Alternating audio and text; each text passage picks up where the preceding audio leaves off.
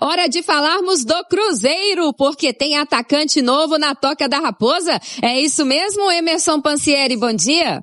Bom dia pra você, Nath, pra quem acompanha o Tiro de Meta da Itatiaia, excelente semana pra todo mundo. O Cruzeiro tem novo atacante, Gabriel Peck, chegou a Belo Horizonte para fazer exames médicos e assinar contrato com o Clube Celeste por 5 temporadas. E ele falou também que se enxerga essa equipe do técnico Arthur Jorge para buscar o melhor encaixe dentro da filosofia de trabalho do treinador. Primeiramente, estou muito feliz e agradecer a Deus pela oportunidade. Ainda falta terminar algumas partes burocráticas, mas estou muito feliz com a minha chegada no Cruzeiro. Recebi um carinho muito grande dos torcedores desde o início das negociações.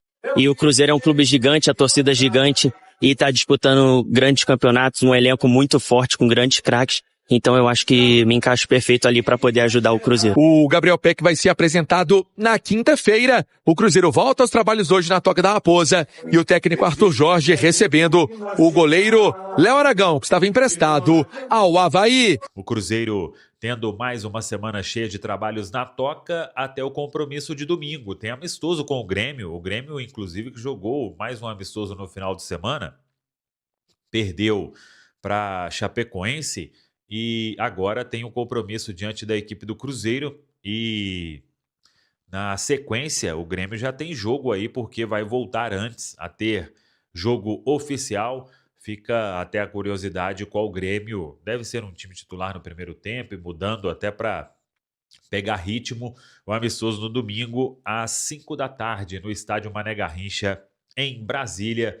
É o segundo teste do Cruzeiro aí marcado para esta intertemporada. O Cruzeiro que teve ontem Gabriel Peck chegando no aeroporto, hoje ele deve finalizar os exames médicos, assinar contrato de 5 temporadas. Existe a expectativa de que seja anunciado nesta segunda, no mais tardar amanhã, porque a ideia é que o Peck já comece a treinar imediatamente e quem sabe pode até ter uma presença aí no amistoso de domingo diante da equipe do Grêmio. O Cruzeiro vai acelerar todo o processo porque quer contar com o Peck assim que os jogos forem retomados. Então, o Peck até falou em entrevista na chegada, no desembarque em Confins. Vamos ver, hoje o dia será de exames médicos para o novo atacante do Cruzeiro. Claro, só vai ser oficializado depois de todos os exames finalizados e o contrato de 5 temporadas ser assinado. A segunda-feira é de resolução também quanto a Christian. Últimos detalhes sendo resolvidos para o atleta viajar e assinar contrato com o Krasnodar da Rússia. Claro que tem um ponto importante que é a questão dos exames médicos e a única coisa que falta. Os clubes já chegaram em um acordo, o Christian também já tem um acordo salarial com o clube russo, mas a questão do exame é um ponto de atenção, porque da outra vez que o Christian chegou a ser negociado com o Bahia, antes de vir para o Cruzeiro, final de 2022, quando ele foi examinado pelo Grupo City, que é o grupo que detém o Bahia, ele acabou sendo aí, vamos dizer, reprovado nos exames médicos ou uma recomendação para um não investimento. Essa recomendação foi feita pelo Grupo City. Depois o atleta retornou ao Atlético Paranaense, continuou jogando bem e veio parar aqui no Cruzeiro. A negociação fechada verbalmente, ainda não assinada, porque, claro, depende dessa questão dos exames, mas numa operação aí na casa dos 10 milhões de dólares, o Cruzeiro vai repassar 10% ao Atlético Paranaense assim que tudo for finalizado. Você acha que o Torreira seria uma boa opção de primeiro volante para o Cruzeiro? Ele está em fim de contrato com o Galatasaray e até já foi especulado no rival. Gustavo, obrigado pela pergunta. Infelizmente, a premissa aí tem uma informação que não procede, que é a questão do fim do contrato, tá? O Lucas Torreira tem mais 2 anos de contrato lá na Turquia com o Galatasaray, o vínculo dele vai até junho de 2028, então ele não está em fim de contrato, não seria um cara que dá para trazer com facilidade. Agora, pensando no jogador, cara, para mim seria um encaixe absolutamente perfeito, seria uma excelente contratação. Eu gosto muito do Torreira, pareceu garoto, inclusive ele foi jogar no Arsenal, né, que é um time que eu não gosto, e eu fiquei invocado com isso na época, inclusive gostava muito dele na seleção uruguaia também, disputou Copa do Mundo. É muito bom volante o Torreira, e é um jogador que tem características muito parecidas com o Lucas Romero. Eu acho até que tem uma facilidade maior para chegar no ataque do que o Romero. tá? Ele é muito bom jogador, tá nessa faixa aí de 30 anos, e de fato o Atlético Mineiro tentou a contratação dele, acho que chegou a fazer propostas oficiais na casa de 5 milhões de euros ali, só que o Galatasaray pediu o dobro, tá? Era papo de 10, 12 milhões de euros, então seria um jogador bem caro. E a gente tem falado um nome aí que é o Gregore, né? Que é um volante que eu acho que encaixa bem na necessidade do Cruzeiro, tá numa faixa etária parecida. O Gregore custaria menos quando você pensa na liberação junto ao clube, e o salário do Gregore é muito alto. Mas o salário do Torreira também é muito alto, tá? Os clubes na Turquia pagam muito bem, mas muito bem mesmo. Melhor até do que em algumas ligas europeias, tipo Espanha, Itália, assim, tirando os bichão mesmo, esses Galatasaray e Fenerbahçe praticam salários exorbitantes para os atletas. Então é muito difícil tirar os caras de lá, tá? Torreira, se ele quisesse, inclusive, quando teve a especulação do Atlético, ele até encerrou em determinado momento, falando que se ele quisesse sair, ele falaria que estava feliz no clube e tudo mais, e seguiu por lá. É muito bom jogador, assim, nossa, o Cruzeiro está trazendo Torreira, eu gostaria muito, tá? Acho ele um excelente volante, mas por tudo que foi colocado aqui, né, não faria muito sentido. Ele é titular do Galatasaray, um jogador muito aproveitado por lá. Acho que eles não vão abrir mão do atleta e seria muito caro. Então, pelo valor que você gastaria para trazer o Torreira, eu pensaria em ir num Franco Ibarra ou até no próprio Gregore. O Gregore que é, digamos assim, uma bola de mais segurança, né? Um jogador cujo risco é menor por já ter trabalhado com o Arthur Jorge, tanto no Botafogo quanto no Al Rayyan. E assim, se é para gastar muito, para pagar salário caro, eu acho que você tem que trazer um jogador o mais pronto possível, ou que seja um jogador que você pensa numa reposição para o futuro. O Torreira seria um cara de uma faixa etária próxima do Romero, tem características parecidas, é muito bom de bola, mas eu acho que não encaixa perfeitamente em nenhum dos pré-requisitos, né? Porque seria mais caro e também não é um jogador jovem. Qual título o Cruzeiro tem mais chance de ganhar nessa temporada? Libertadores ou Copa do Brasil? Carlos, obrigado pela pergunta. Então, em alguns momentos, né? Essa é até uma pergunta mais difícil, porque depende muito do chaveamento que você está posicionado e tudo mais. E às vezes a Copa do Brasil pode parecer, né? Pode te colocar num caminho até mais tortuoso do que uma Libertadores. A gente viu recentemente, por exemplo, né, para ficar em um ano específico aqui, se você pega a campanha do Cruzeiro, campeão da Copa do Brasil, os adversários que a gente passou naquela trajetória,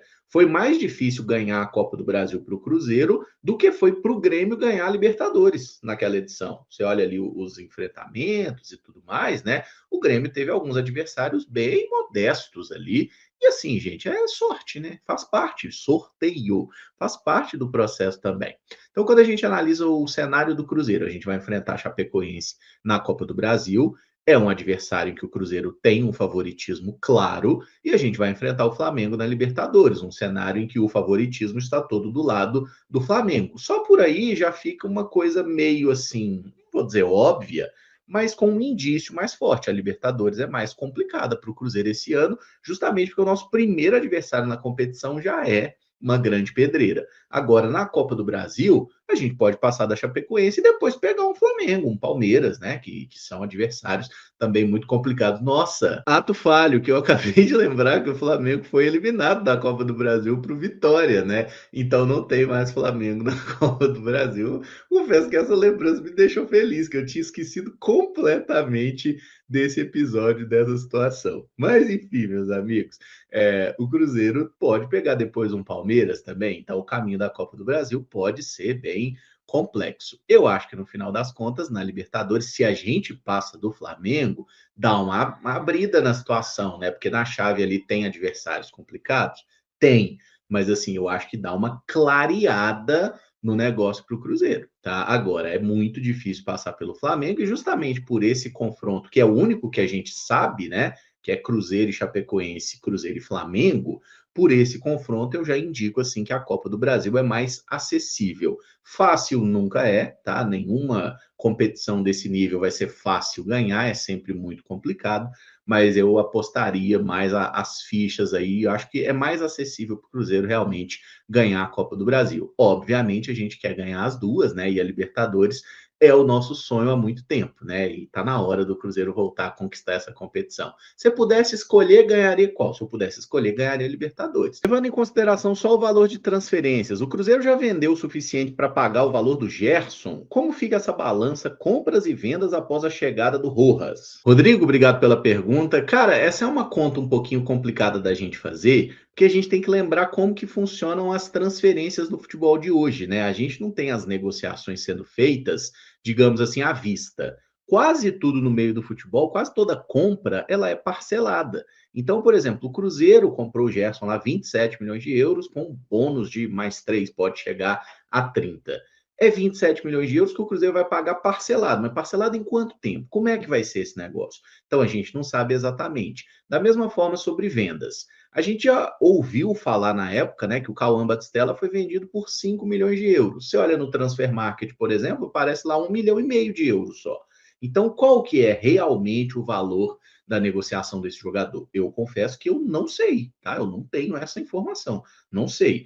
Eu acho que com a situação do Christian, o Cruzeiro meio que paga, mas como o Cruzeiro está trazendo o Peck e trouxe o Rojas, já não vai pagar. Tipo assim, a contratação do Gerson, gente, é um saco eu ter que falar sobre isso sempre, mas ela foi uma irresponsabilidade financeira. Claramente, o Cruzeiro não tinha condição e, na minha opinião, tá? Nem a necessidade de trazer um cara assim que é foda, que é bom e tudo mais, mas um cara tão caro. O Cruzeiro não é um clube que tem essa condição financeira. Olha o balanço financeiro do Cruzeiro, todo ano fecha no prejuízo. Se você fecha no prejuízo, você não gasta mais de 150 milhões de reais em um jogador, cara. Não gasta, entendeu? O que o Cruzeiro fez foi um capricho, foi uma pequena loucura. Eu sei que o dinheiro é do Pedro, eu sei que ele vai pagar, mas no final das contas, o dinheiro que gastou no Gerson não vai poder gastar em outros jogadores. É tão simples quanto isso. E agora a gente está vendo um Cruzeiro agindo no mercado no modo de reposição, né?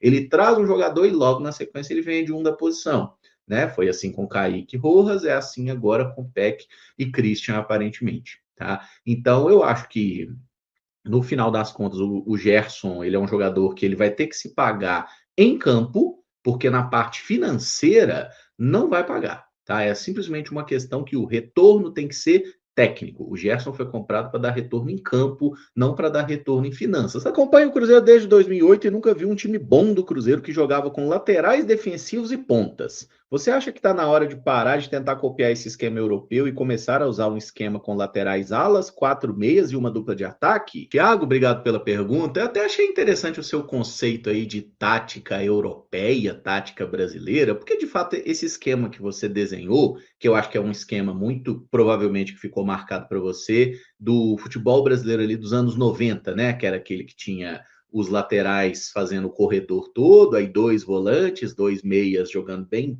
centralizados também, e uma dupla de ataque. E assim, o Brasil adotou esse esquema tático, a gente viu isso acontecer no Cruzeiro até meado dos anos 2000, até o próprio quadrado mágico lá da Seleção Brasileira de 2006, né, que foi muito exaltado, chegou na Copa, foi um fracasso, mas enfim, ali teve muito a ver com a falta de entrega, a má preparação dos atletas, porque jogador tinha pra caramba. Mas, cara, por que esse esquema entrou em desuso? Porque ele não estava sendo eficaz. Porque os times que começaram a ganhar, se você pegar, por exemplo, ali, a partir de 2005, ali, nessa segunda metade da década, um time que começou a dominar o futebol brasileiro foi o São Paulo, né? Conquistou 3 Brasileirões em sequência, conquistou Libertadores no período e tudo mais. E o São Paulo jogava com um sistema diferente, né? Normalmente 3 zagueiros, alas e tudo mais, 2 volantes, só um meia e uma dupla de ataque. E aí depois começou, ou voltaram a questão dos pontas, né? E os pontas que existiam lá atrás, com muita importância, aí na década de 80 isso meio que foi mudando. Então o futebol, cara, ele está em constante transformação. Ninguém é obrigado a jogar em um sistema tático. Agora, se o seu adversário joga com um esquema que tem laterais e pontas, e você quer jogar um sistema que tem 4 jogadores ocupando a faixa central e só os seus laterais para fazer todo o corredor, você concorda comigo que você vai sofrer no momento sem bola? Porque os seus meias, eles vão ter que voltar pelo lado para marcar. Se eles não voltarem, você vai ficar no 2 contra 1. Ah, não, bota o volante para cobrir. Você bota o volante para cobrir, os caras vão ter superioridade numérica na frente da sua área. Então, por que todo mundo meio que mudou o sistema tático, ou passou a jogar nesse esquema com pontas, né? Um 4-3-3, um 4-2-3-1, que são hoje os mais convencionais. Porque é uma situação de você sempre trabalhar no futebol tentando anular o adversário e fazer o seu jogo. O que você falou que não viu o time do Cruzeiro jogar bem, né, com pontas e tudo mais, aí você vai me desculpar. Aí sim, você tá, ou você viu muito pouco futebol, ou você é muito jovem, e como você comparou com o futebol dos anos 90, você não é tão jovem assim, porque se você falar que o Cruzeiro de 2013 e 14 não jogava bem, você tá me tirando, cara, tá? Se o time jogava pra cacete. E tinha pontas. O Everton Ribeiro era ponta, o Dagoberto era ponta, os laterais eram ofensivos, Egídio, Mike, o Ceará mais equilibrado, né? Mas enfim, era um Cruzeiro que jogava com pontas, jogava muito bem. Então, assim, eu acho que você está sendo ligeiramente injusto, tá? Mas no final das contas eu entendo. Você gostaria de ver, talvez, o retorno de um outro sistema tático ali dos anos 90, e é de fato meio nostálgico, né? Porque a gente lembra da quantidade de meias de qualidade que existiam no futebol da época e de como os laterais que o Brasil formava, eles eram jogadores assim muito completos, né? Porque o lateral ele tinha que marcar bem, ele tinha que apoiar com qualidade, e talvez por isso a gente esteja sofrendo tanto, né, com a dificuldade de ter bons laterais. Ou o cara marca melhor, ou o cara apoia muito e não marca bem, muitas vezes até vira ponta. Então, assim, o futebol, de fato, ele está em constante transformação. Eu te digo que em algum momento, provavelmente, esse desenho aí de um 4-2-2-2 vai reaparecer. Eu até lembro de um jogo do Cruzeiro no ano passado, que o Leonardo Jardim botou o Cruzeiro para jogar desse jeito e funcionou no segundo tempo. O São Paulo estava jogando com 3 zagueiros no primeiro tempo. Foi um jogo que o Cruzeiro ganhou por 1-0 com um gol de falta do Matheus Pereira, uma falta que desviou na barreira. O São Paulo estava com 3 zagueiros, com o meio-campo mais povoado. O Cruzeiro estava fazendo um péssimo primeiro tempo. Ele fez uma mudança que foi puxar o. Cara, foi o Christian. Ele puxou o Christian da ponta para ser um meia, centralizado, o Christian e o Matheus Pereira, e botou 2 atacantes à frente, sabe? Isso deu muito certo naquele dia. Então, assim, uma notícia boa é que no futebol tudo se transforma, né? Os sistemas táticos, eles voltam. É só você olhar, por exemplo, essa saída de 3 que os times fazem, né? O 3-2-5, o tal do WM, sabe? Tipo, 3 jogadores na base da jogada, 2 volantes, aí abre 5 na frente, né? 2 pontas e mais 3 lá na frente. É um esquema que o Pessolano utilizou muito aqui no Cruzeiro, por exemplo. Isso é um sistema lá da década de 30, sabe? E assim, conceitos que vão se recauchutando, se renovando ali para caber na realidade do futebol. Então, meu velho, assim, em algum momento você vai ver o Cruzeiro jogando nesse esquema de novo. Mas hoje, no futebol, da forma como ele é disputado, né, faz mais sentido você utilizar pontas. Porque se você não utilizar pontas, você vai sofrer muito na marcação pelo lado, tá? Fala pessoal, muito bom dia. Finalizamos aqui mais um vídeo do canal. Agradeço a todos aí pela companhia, por estarem aqui com a gente. Já peço o seu like antes de sair do vídeo para dar aquela força pro canal, tá bom? A gente continuar melhorando cada vez mais o nosso trabalho aqui. E deixa o meu convite para quem está chegando aí agora, não conhece o canal, ainda não se inscreveu, tá? Fiquem à vontade para estar se inscrevendo, ativando o sininho de notificação para você não perder nada. E também, claro, peço a vocês aí o like para dar aquela forcinha para o canal continuar crescendo, tá bom? Fiquem à vontade, tá? Você que é cruzeirense, porque esse canal traz notícia todos os dias e só notícia do Cruzeiro, apenas notícia do Cruzeiro. Então, você está no lugar certo, não deixe de se inscrever, tá? Também ative o sininho de notificação, que é importante. Fiquem à vontade aí para estar deixando sua opinião, tá? E também compartilhe o vídeo com os amigos, quem puder. Vocês vão estar ajudando demais o canal, tá bom? Cara, deixa aí sua opinião, tá? A participação de vocês é muito importante, que o YouTube entende que o conteúdo está sendo relevante para o público e acabar indicando para mais torcedores do Cruzeiro, alcançando mais torcedores e fazendo desse canal aqui cada vez maior. Então, agradeço demais aí o apoio de vocês, tá bom? Muito obrigado pela preferência. Eu sei que tem muito canal do Cruzeiro que traz notícia, né? Corte de notícias. E esse aqui é mais um deles e vocês estão aqui.